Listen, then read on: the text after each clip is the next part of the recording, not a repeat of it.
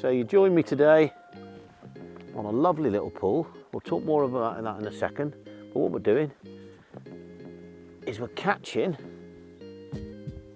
come on, we're catching tench and hopefully some crucian carp on maggots. So that's what today's feature's about. It's simply the humble maggot. So I'm going to go through in a bit a few things I do with maggots, how best to keep the maggots, how best to use the maggots in my opinion, and hopefully we'll catch some more of these beautiful little things. We can have a chat about the pool and what we're fishing for and see how the day goes. So it started well already.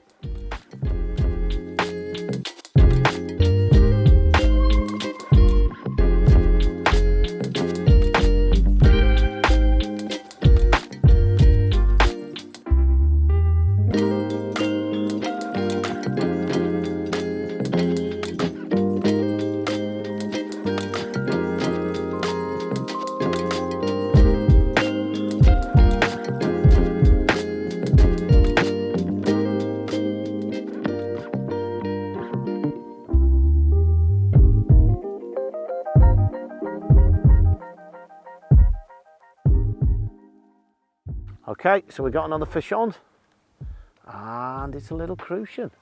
First little crucian. I'm just going to bring him into hand.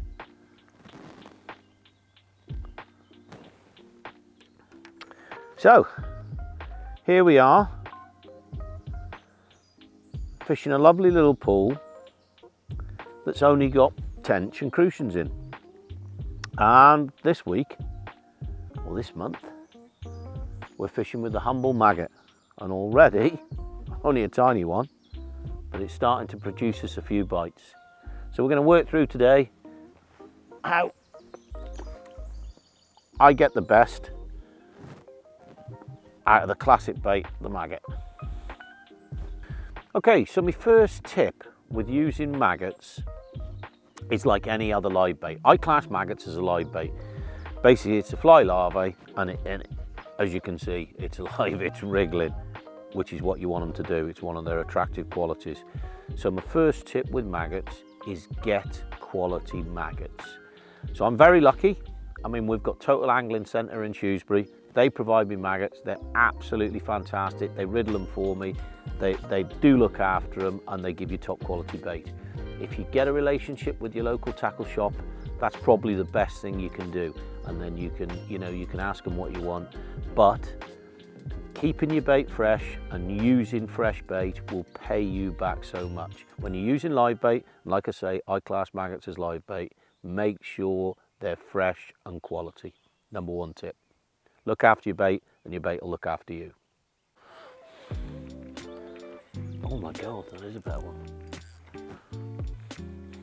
Oh, these fight haze. Look at this. No, don't get in the weed, don't get in the weed.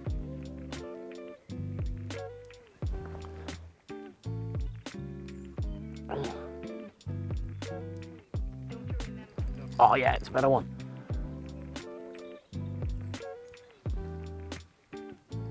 Excellent.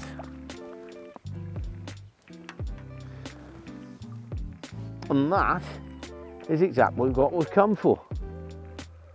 So float fishing with maggot. Really, really traditional things.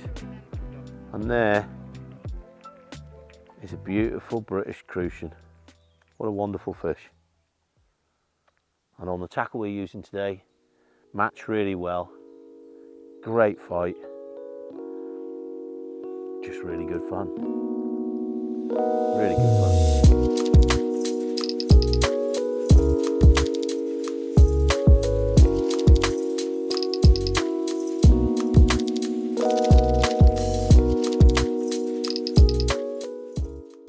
Okay, so we've got another lovely crucian on. Got him there. Beautiful fish, absolutely beautiful.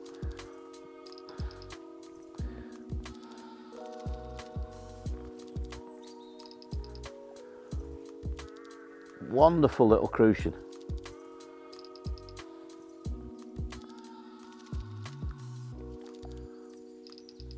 Brilliant fight. Beautiful fish. And that brings me to my next tip. So I'll get him back and go through. Okay, so I've said about this pool only having crucians and tench in it, and already this morning one thing's becoming apparent. When I fish 2 normal size maggots,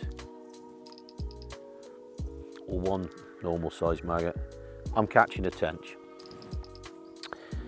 But when I fish with a couple of pinkies, smaller maggot, different fly, different larvae, I'm catching the crucians. So my second tip is bring a selection of different sized and different coloured baits. I've got bronze, I've got reds, and I've got fluoro pinkies. And I've also got some whites with me if I feel I need them. But give yourself, even if you've only got half a pint of each, just give yourself that change in bait, colour and size, and it'll pay you back with the result.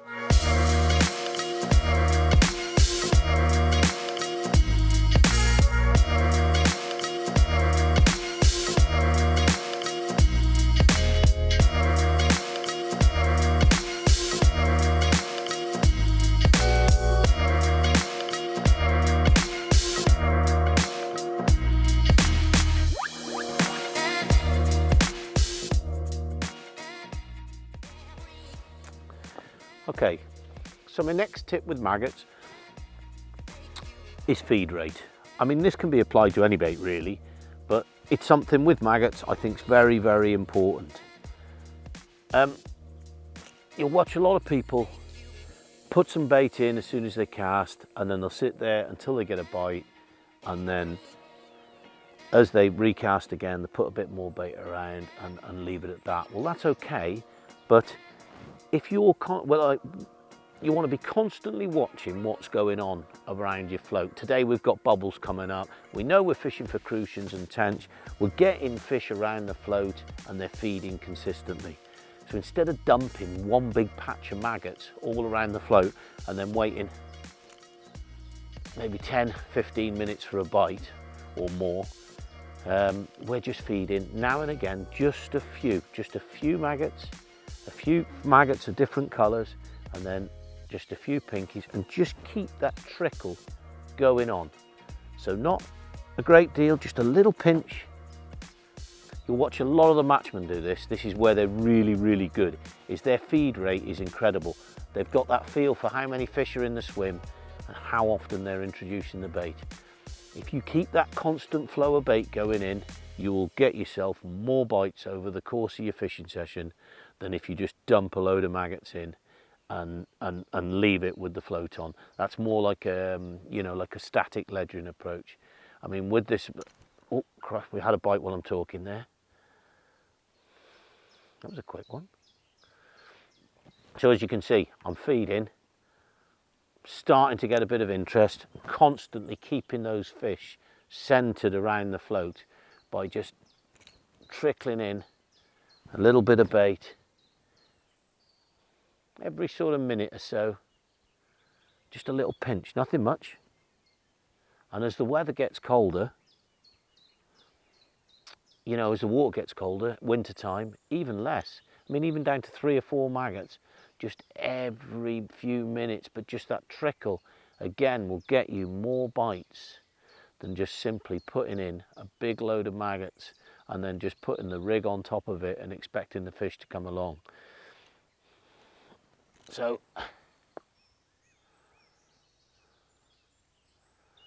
like that, just 3 or 4 maggots, keep feeding them in, keep watching the area. Like I say, we've got some bubbling going on now. You know, we know there's fish about there, we know they're feeding, and what we're doing is we're constantly keeping them in the area of our hook bait because we're introducing that loose feed.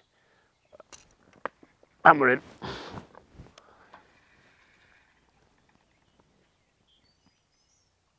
So just as I was saying, we just kept feeding over the top of that then when I was talking to you, and I would say this is a crucian again.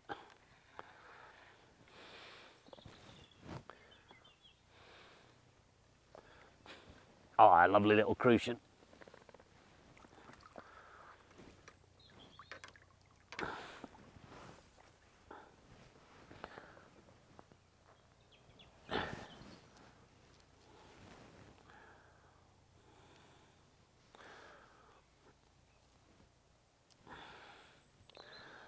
So, say the proof's in the pudding, and there you go. So while I was talking to you then, just over those few minutes, I just kept feeding those little trickle of maggots. We had the bubbles around the float, we could tell there was fish there, and we just kept them interested, and we've got ourselves another bite. Let's get him back.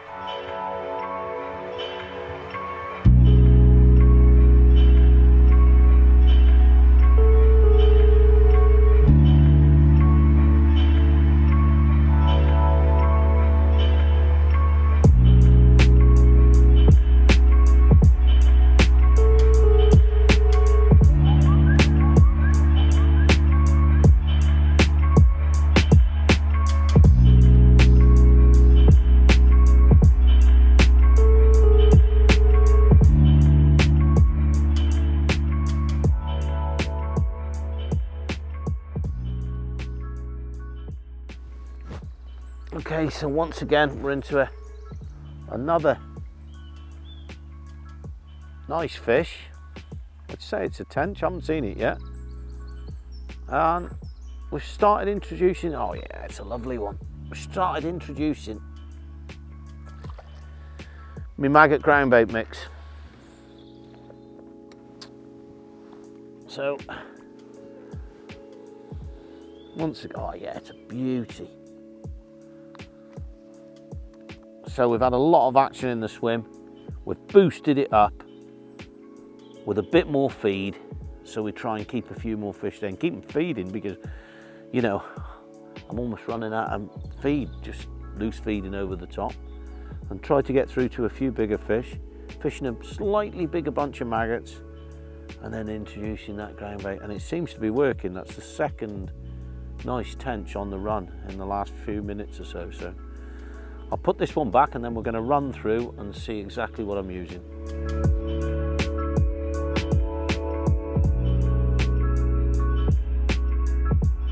Okay, so we'll just put that nice tench back, and I mentioned about feeding a bit of ground bait.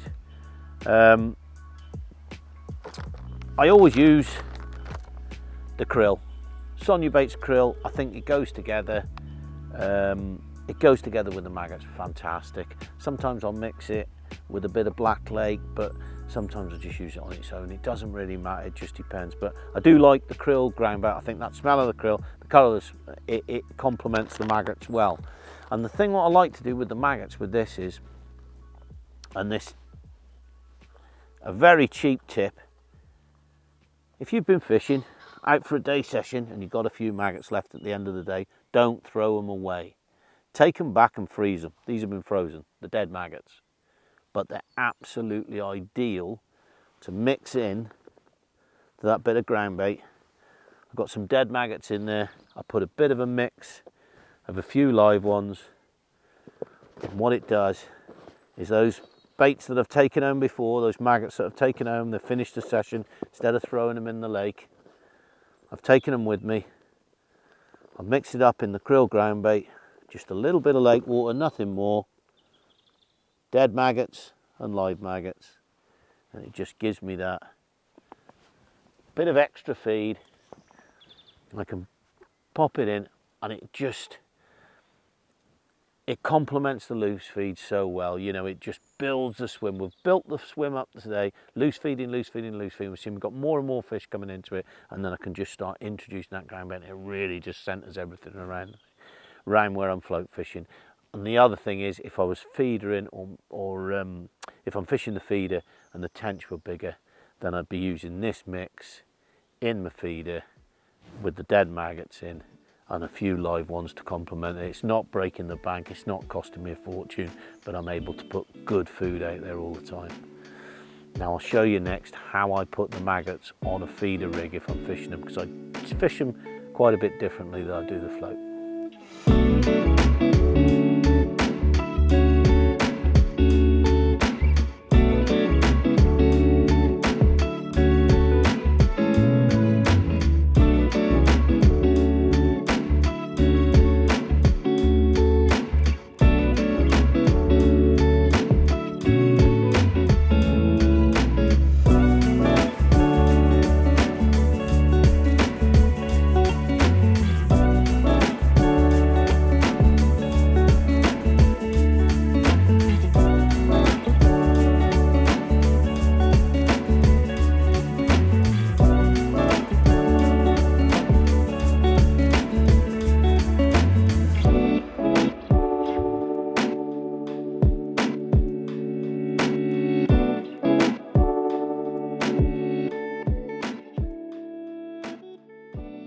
So here we go. Lovely, lovely tench. Great fun on the light float tackle. Since we've been feeding that ground bait and dead maggot, it's really, really brought the swim to life with some of the better fish coming out. Wonderful tench.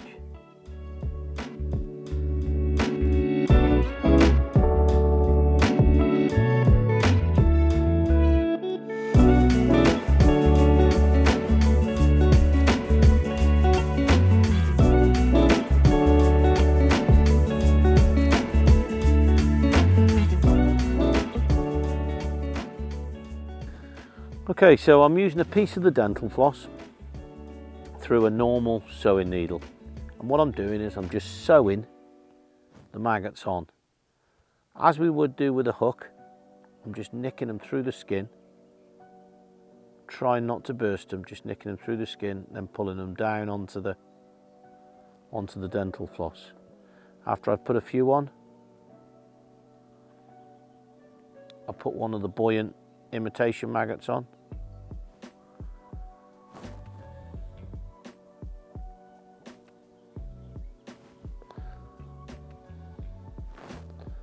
Couple more, and then the other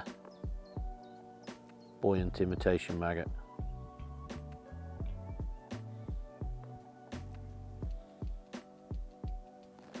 Take the needle away. What you're left with is the maggots on the dental floss, and I just simply tie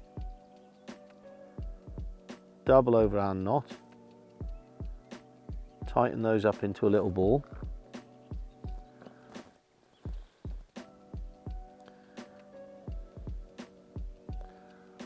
Onto the rig ring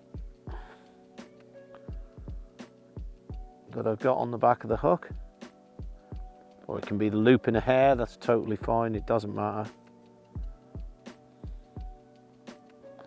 Again, a couple of 2-3 times around granny knots, nice and tight, pulled down.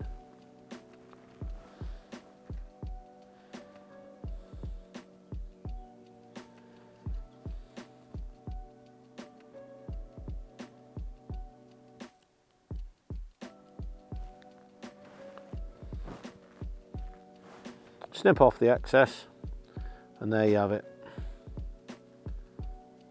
A lovely little ball of maggots that sits nicely on the back of the hook, and as that's in the water with the buoyant ones, they'll just sit up above that hook like that as it's on the bottom, and that's a great way to fish tench, larger tench, big bream, carp, any specimen fish really. So if I'm specimen fishing and I want my rig with my maggots on to stay out a while longer, whether I'm fishing a feeder full of ground bait on the maggot, or whether I'm fishing PVA bags of just maggots, that's the rig that I'll use for those.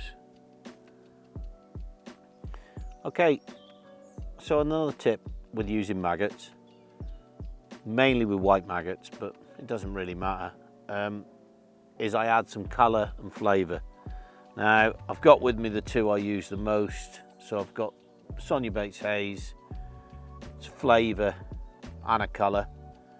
I've got the bloodworm, and I've got my, you can tell by how many times it's been used, I've got my out and out favourite, which is the krill and squid. Now I've found that flavouring maggots can work really, really well in cooler temperatures, and also when there's a lot of colour in the water.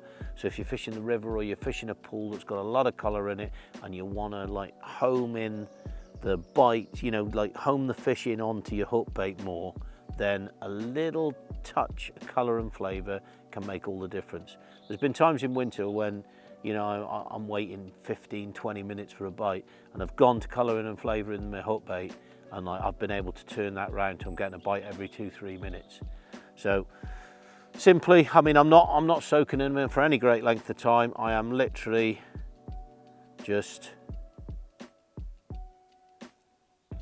covering the hook bait in haze. So there you go. I mean, you could leave them in it for a little longer if you want, use a little tub and do a few just for hook baits. I don't want to leave them in there for any length of time. I think it's probably not going to do them much good, and I'm going to end up with a sticky tub of goo. So I just like to flavour that hook bait like that, so I get that flow of colour and flavour as they drop down through the water. And then, like I say, coloured water, cold water, they really do seem to just give you that little extra and pull those bites in a bit quicker. So give it a try, and I'm sure you won't be disappointed with that hack.